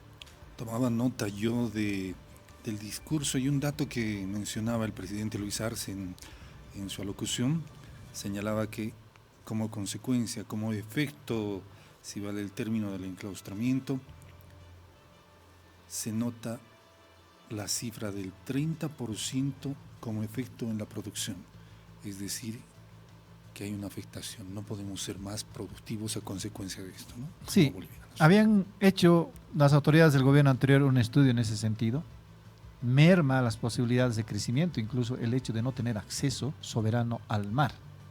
Limita, ¿no? Limita, porque gran parte del desarrollo económico de los países se sustenta en las exportaciones y las importaciones.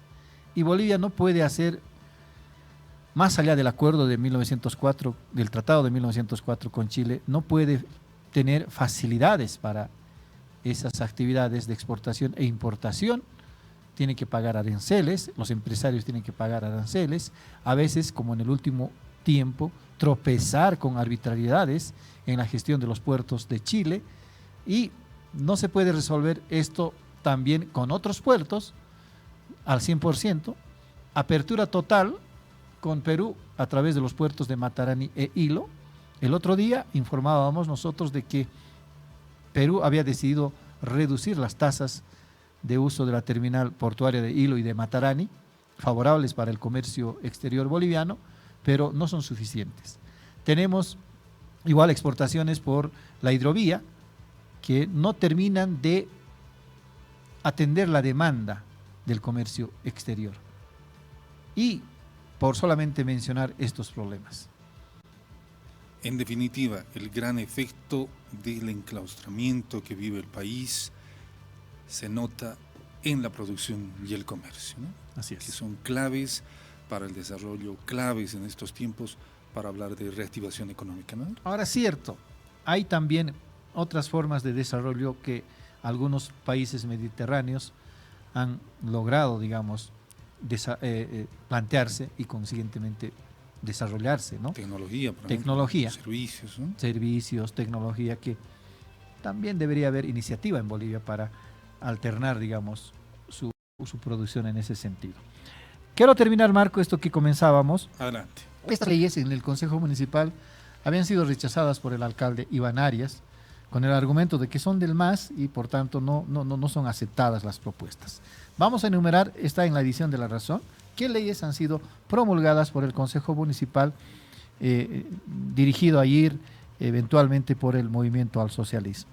La Ley Municipal Autonómica 471 de abrogación del Decreto Municipal 031-2021 que afectaba a los derechos sociolaborales de trabajadores municipales. La Ley Municipal Autonómica 472 sobre la implementación del Internet y plataformas digitales gratuitas a estudiantes en etapa escolar hasta el bachillerato en el municipio de La Paz. Además, la Ley Municipal Autonómica 473 de reactivación económica del Macrodistrito 3 Periférica.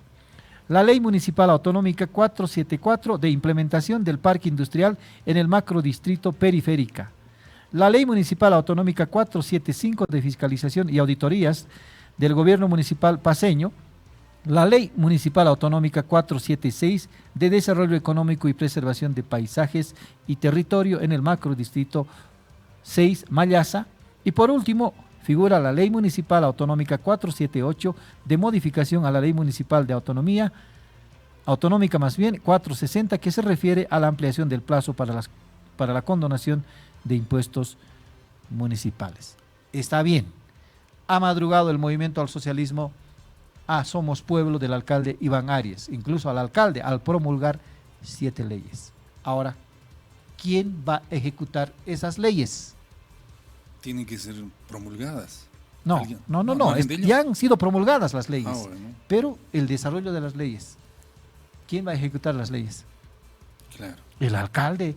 El gobierno municipal tiene que ejecutar las leyes. El gobierno municipal conformado por el Consejo Municipal y con su condición de fiscalizador y el órgano ejecutivo, como es el alcalde y su gabinete.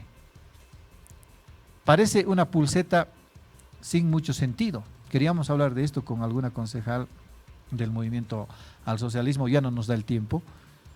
Ya, promulgadas las leyes, alguien tiene que ejecutarlas. Y corresponde nomás pues al alcalde ejecutar estas leyes. ¿Lo hará? Es la pregunta. Lo hará, es la pregunta del millón. Un caso. En 2005, el Congreso Nacional de entonces, cuyo presidente del Senado era Orlando Bacadíes, ha promulgado la ley 3058.